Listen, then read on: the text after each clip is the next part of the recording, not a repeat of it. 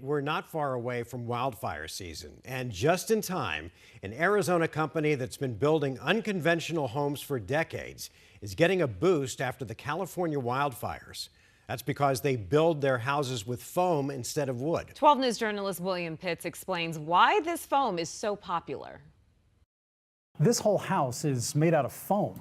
That's it. It's easy to put together, it's easy to carve into whatever shape you want, and it's fireproof. These foam blocks can be anything you want them to be. It's more sculpting than building. If you want a window, you can just carve one. It just melts just like butter. It's from a valley company called Strata. Rounded archways, curved walls, just cut it. All it takes is a hot knife or a hot wire. Then you stack it, spray some of this foam in between, and it seals it. After it's built, there's a concrete coating with glass fibers that seals the whole thing up. As that concrete starts to contract, it creates a superstructure. This was a system that was designed by my father in the 1970s for his PhD thesis. At minimum, CEO Amir Saibi says it's 10% cheaper than wood frame and only takes a few guys to build it.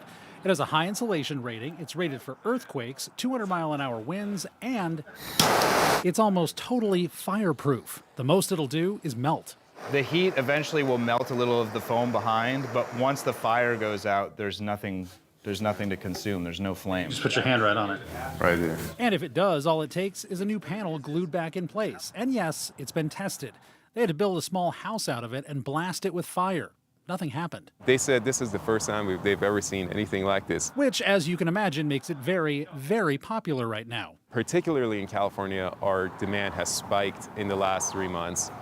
Particularly in the last 30 days. They've built in hurricane zones, flood zones, Maui before the fires came through last year. In Maui, we had neighbors catch on fire, but our building was untouched. Local inventor Nasser Saibi. 20 years ago, 12 News did the first ever story with Strata and this house that was built with the first version of the foam. The house has truly been remarkable. Since then, Amir says the foam's gotten better, and after 10 years of tests, it's approved to build in the U.S. and internationally. Strata hopes homes like this are just the beginning. William Pitts, 12 News. Well, thanks.